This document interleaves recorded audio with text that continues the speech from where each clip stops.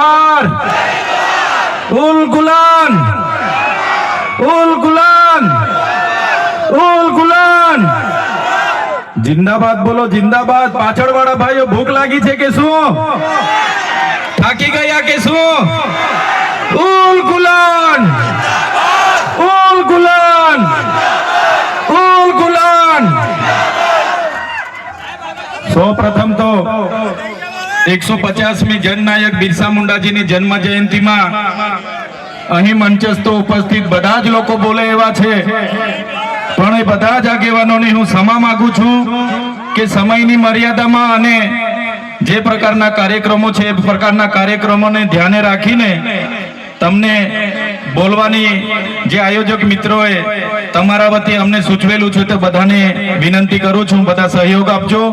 સાથે સાથે મંચસ્થ તમામ આગેવાનો, મારા સાથી સિનિયર ધારાસભ્ય અને હર હંમેશ સંઘર્ષશીલ એવા આનંદભાઈ પટેલ સાહેબ માટે જોરદાર તાળીઓ પાડી લઈએ।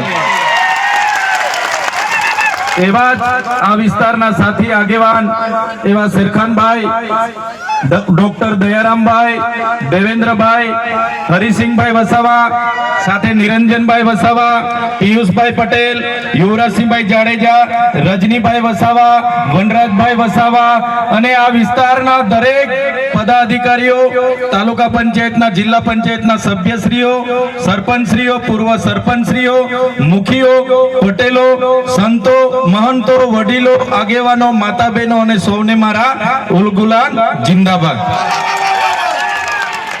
साथियों, बिरसा मुंडानी बात आगळना आपणा वक्ता आनंदभाईए करी।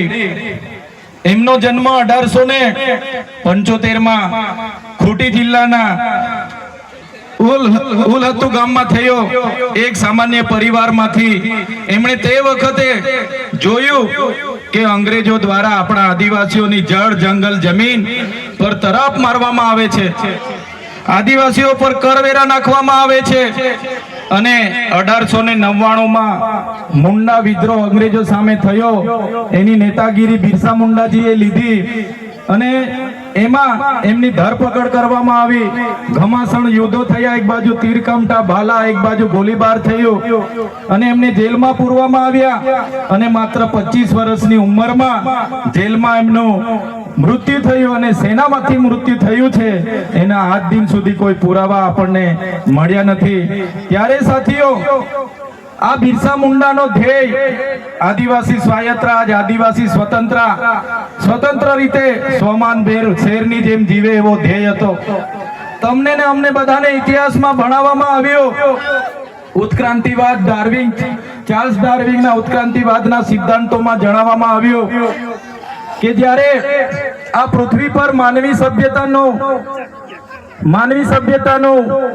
उत्पन्न થયું ત્યારે આદિમાનવ તરીકે સૌપ્રથમ પૃથ્વી પર આદિવાસીઓ આવ્યા। શરૂઆતમાં પેડાની શોધ થઈ, અગ્નિની શોધ થઈ, ધાન્યની શોધ થઈ, ખેતીની શોધ થઈ અને બધા ખેતીની શોધની સાથે સાથે પરિવારો સાથે રહેતા થયા।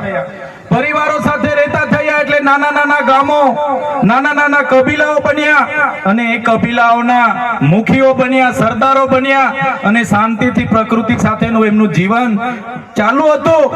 એ દરમિયાન આ દુનિયામાં સંપત્તિ માટે લડાઈ થઈ, સત્તા માટે લડાઈ થઈ, સ્ત્રીઓ માટે લડાઈઓ થઈ અને એમાં એ લોકોની જે સભ્ય સંસ્કૃતિ પોતાને માનનારા સમાજ દ્વારા આદિવાસી સમાજના એક કબીલાઓ પર આક્રમણો થયા। સામદામ દંડભેદ નીતિ અંતર્ગત જ્યારે આપણો આદિવાસી